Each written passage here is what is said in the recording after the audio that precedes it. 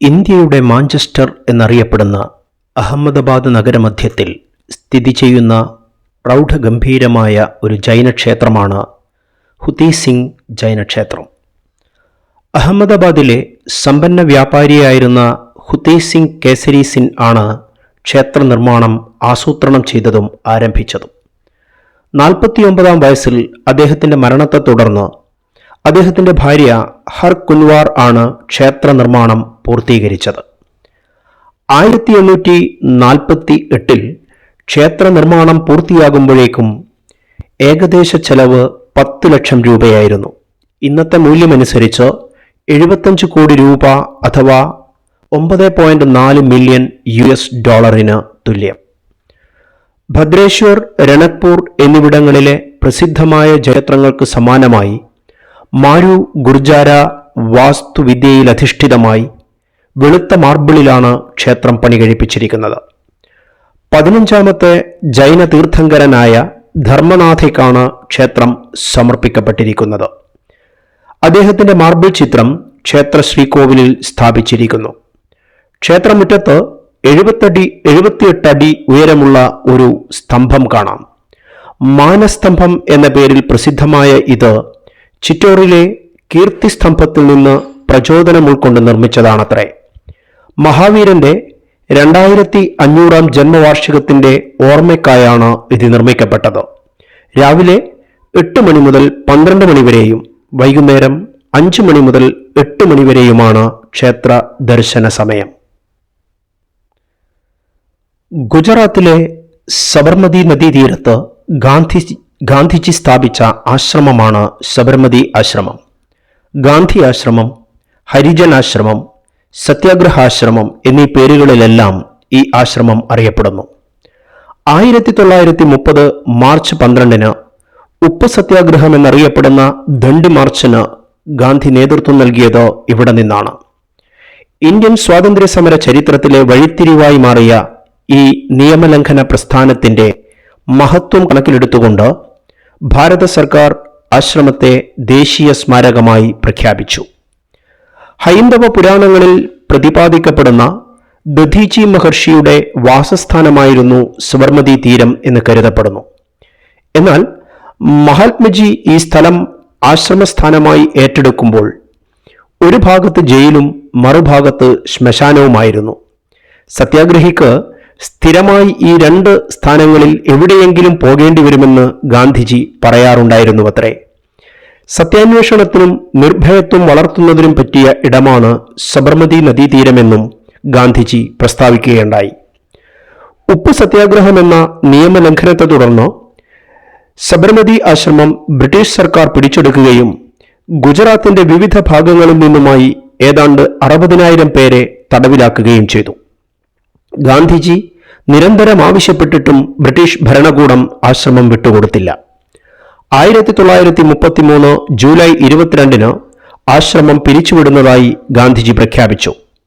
ഇതിനെ തുടർന്ന് പ്രദേശവാസികൾ ആശ്രമത്തിന്റെ സംരക്ഷണ ചുമതല ഏറ്റെടുത്തു. ഇന്ത്യക്ക് സ്വാതന്ത്ര്യം ലഭിച്ചാൽ മാത്രമേ താൻ തിരികെ ആശ്രമത്തിലേക്കുള്ളൂ എന്ന് ഗാന്ധിജി പ്രഖ്യാപിച്ചുവെങ്കിലും പല കാരണങ്ങളാൽ ഗാന്ധിജിക്ക് മരണം വരെ സബർമതിയിൽ എത്തിച്ചേരുവാൻ കഴിഞ്ഞില്ല. ആശ്രമത്തിൽ മഹാത്മജിയുടെ താമസ സ്ഥലമായിരുന്ന ഹൃദയകുഞ്ച്, വിനോബജി താമസിച്ചിരുന്ന വിനോബ കുടീർ, ഗാന്ധിജിയുടെ പ്രാർത്ഥനാ സ്ഥലമായിരുന്ന ഉപാസന മന്ദിർ എന്നിവ തനത് രൂപത്തിൽ ഇപ്പോഴും സംരക്ഷിച്ചിരിക്കുന്നു. ഒപ്പം ഗാന്ധിജിയുടെ ജീവിതത്തെ പ്രതിപാദിക്കുന്ന ഫോട്ടോകളും മറ്റും സൂക്ഷിച്ചിരിക്കുന്ന ആധുനിക രീതിയിലുള്ള ഒരു മ്യൂസിയവും സന്ദർശകരെ ആകർഷിക്കുന്നു.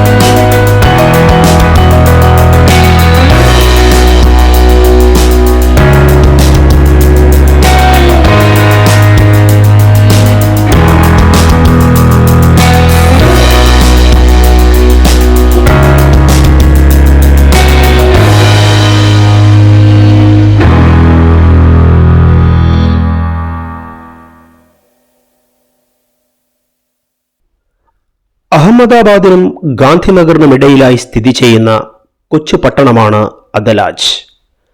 അദലാജ് ഗുജറാത്തിന്റെ വിനോദ സഞ്ചാര കേന്ദ്രത്തിൽ ഇടം പിടിക്കാൻ കാരണം 1498 റാണ വീർ സിംഗിന്റെ സ്മരണയ്ക്കായി അദ്ദേഹത്തിന്റെ ഭാര്യയായ റാണി രുദാദേവി നിർമ്മിച്ച അദലാജ് സ്റ്റെപ്പുവെൽ എന്നറിയപ്പെടുന്ന 5 നില ആഴമുള്ള കിണറാണ്. സോളങ്കി വാസ്തുവിദ്യ ശൈലിയിൽ നിർമ്മിച്ച അദലാജ് സ്റ്റെപ്പുവെൽ 5 നിലകളോട് കൂടിയതാണ്. സങ്കീർണമായ കൊത്തുപണികളാൽ സമ്പന്നമായ ഇത് അഷ്ടഭുജാകൃതിയിലുള്ളതാണ്. അദലാജ് സ്റ്റെപ്പുവെല്ലുമായി ബന്ധപ്പെട്ട് പ്രാദേശികമായ ഒരു ആഖ്യാനമുണ്ട്. അദലാജിലെ പ്രാദേശിക രാജാവായിരുന്ന റാണ വീർ സിംഗ് ആണത്രേ ജലക്ഷാമം പരിഹരിക്കുന്നതിന് സ്റ്റെപ്പുവെല്ലിന്റെ നിർമ്മാണം ആരംഭിച്ചത്. എന്നാൽ അയൽ രാജ്യത്തിലെ രാജാവായിരുന്ന മുഹമ്മദ് ബെഗ്ദ അദലാജ് ആക്രമിച്ചതിനെ തുടർന്ന് റാണ വീർ സിംഗ് വധിക്കപ്പെട്ടു. വീർ സിംഗിന്റെ പത്നിയായിരുന്ന രുദാബായി സതി അനുഷ്ഠിക്കാൻ തയ്യാറായെങ്കിലും ബെഗ്ദ അവളെ തടയുകയും അവളെ വിവാഹം ചെയ്യുവാൻ ആഗ്രഹം പ്രകടിപ്പിക്കുകയും ചെയ്തുവത്രേ. എന്നാൽ ആദ്യം സ്റ്റെപ്പുവെല്ലിന്റെ പണി പൂർത്തിയാക്കാനും അതിനുശേഷം വിവാഹം എന്ന വ്യവസ്ഥ രുദാബായി മുന്നോട്ട് വച്ചു. ഈ നിർദ്ദേശം അംഗീകരിച്ച മുഹമ്മദ് ബെഗ്ദ റെക്കോർഡ് സമയത്തിനുള്ളിൽ തന്നെ രുദാബായിയുടെ ആഗ്രഹപ്രകാരം സ്റ്റെപ്പുവെൽ നിർമ്മാണം പൂർത്തിയാക്കി. എന്നാൽ കിണറിന്റെ നിർമ്മാണം പൂർത്തിയായ ഉടനെ തന്നെ തന്റെ ജീവിത ലക്ഷ്യം പൂർത്തിയായി എന്ന തിരിച്ചറിവിൽ റാണി രുദാബായി പടിക്കിണറിൽ ചാടി ആത്മാഹുതി ചെയ്തു അത്രേ. പടിക്കിണറിനോട് ചേർന്ന് നിൽക്കുന്ന 6 ശവകുടീരങ്ങളുണ്ട്. ഇത് കിണർ നിർമ്മാണത്തിന് മേൽനോട്ടം നൽകിയ ശില്പികളുടേതാണ് എന്ന് പറയപ്പെടുന്നു. അദലാജിന് സമാനമായ ഒരു സ്റ്റെപ്പുവെൽ തന്റെ രാജ്യത്ത് നിർമ്മിച്ചു തരുവാൻ ബെഗ്ദ ശില്പികളോട് ആവശ്യപ്പെട്ടു അത്രേ. ഇത് നിരസിച്ചതിനെ തുടർന്ന് ബെഗ്ദ അവരെ വധിച്ചു എന്നും പ്രാദേശികവാസികൾ വിശ്വസിക്കുന്നു. എന്തുതന്നെയായാലും അഹമ്മദാബാദിനും ഗാന്ധിനഗറിനും ഇടയിൽ നിർബന്ധമായും സന്ദർശിക്കേണ്ട ഒരു കേന്ദ്രമാണ് അദലാജ് സ്റ്റെപ്പുവെൽ.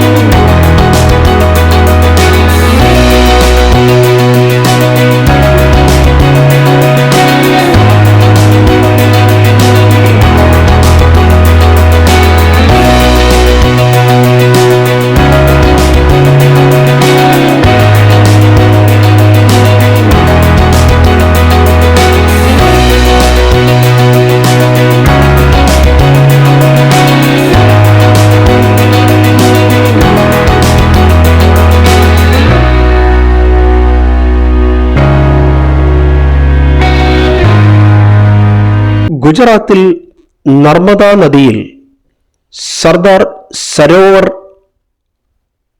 അണക്കെട്ടിന് അഭിമുഖമായി സ്ഥിതി ചെയ്യുന്ന ദൃശ്യവിസ്മയമാണ് സ്റ്റാച്യു ഓഫ് യൂണിറ്റി അഥവാ ഏകതാ പ്രതിമ. ഇന്ത്യയുടെ പ്രഥമ ഉപപ്രധാനമന്ത്രിയും ആഭ്യന്തരമന്ത്രിയുമായിരുന്ന സർദാർ വല്ലഭായ് പട്ടേലിന്റെ 182 മീറ്റർ ഉയരമുള്ള പൂർണ്ണകായ പ്രതിമയാണിത്. ലോകത്തിലെ ഏറ്റവും ഉയരമുള്ള പ്രതിമ കൂടിയാണ് ഏകതാ പ്രതിമ. 2013 നിർമ്മാണം ആരംഭിച്ച് സർദാർ പട്ടേലിന്റെ 143-ാം ജന്മവാർഷിക ദിനമായ 2018 ഒക്ടോബർ 31 ഏകതാ പ്രതിമ ജനങ്ങൾക്കായി സമർപ്പിക്കപ്പെട്ടു. ഇന്ത്യൻ കമ്പനിയായ ലാർസൻ ആൻഡ് ടൂബ്രോ ആണ് പ്രതിമയുടെ നിർമ്മാണ ചുമതല ഏറ്റെടുത്ത് നടത്തിയത്. ഇന്ത്യൻ ആർക്കിടെക്റ്റായ രാം വി സുതാർ ആണ് പ്രതിമയുടെ രൂപകൽപ്പന നിർവഹിച്ചത്. പ്രതിമയ്ക്ക് ആവശ്യമായ ഇരുമ്പ് സമാഹരിക്കുന്നതിനായി 2013 സ്റ്റാച്യു ഓഫ് യൂണിറ്റി മൂവ്മെന്റ് ആരംഭിച്ചു. ഗുജറാത്തിലാകമാനമുള്ള കർഷകർ തങ്ങളുടെ ഉപയോഗശൂന്യമായ പണിയായുധങ്ങൾ സംഭാവന ചെയ്തു. 2016 ആകുമ്പോഴേക്കും മൊത്തം 135 മെട്രിക് ടൺ സ്ക്രാപ്പ് ഇരുമ്പ് ശേഖരിക്കപ്പെട്ടു. ഇതിൽ 109 ടൺ സംസ്കരണത്തിന് ശേഷം പ്രതിമയുടെ അടിത്തറ ഉണ്ടാക്കാൻ ഉപയോഗിച്ചു. രാജ്യത്തുടനീളമുള്ള സർദാർ പട്ടേലിന്റെ പ്രതിമകൾ പഠിച്ച ശേഷം ചരിത്രകാരന്മാരും കലാകാരന്മാരും അക്കാദമിക് വിദഗ്ധരുമടങ്ങുന്ന ഒരു സംഘം രാം വി സുതാർ സമർപ്പിച്ച ഡിസൈൻ തെരഞ്ഞെടുത്തു. അഹമ്മദാബാദ് അന്തർദേശീയ വിമാനത്താവളത്തിൽ സ്ഥാപിച്ചിട്ടുള്ള പ്രതിമയുടെ ഒരു വലിയ പതിപ്പായി ഏകതാ പ്രതിമയെ വിലയിരുത്താം. ഏകദേശം 2063 കോടി രൂപയാണ് പ്രതിമയുടെ നിർമ്മാണ ചെലവ്. ഇന്ത്യൻ ആർക്കിടെക്ചറിന്റെ ഒരു നിത്യസ്മാരകം കൂടിയാണ് ഏകതാ പ്രതിമ. ഗുജറാത്ത് ടൂറിസത്തിന്റെ രൂപഭാവങ്ങൾ മാറ്റിമറക്കപ്പെട്ടത് ഏകതാ പ്രതിമയുടെ നിർമ്മാണത്തിന് ശേഷമാണ്. ടൈംസ് ഓഫ് ഇന്ത്യയുടെ കണക്ക് പ്രകാരം 2023 ഏകദേശം 50 ലക്ഷം സന്ദർശകർ ഏകതാ പ്രതിമ സന്ദർശിച്ചിട്ടുണ്ട്.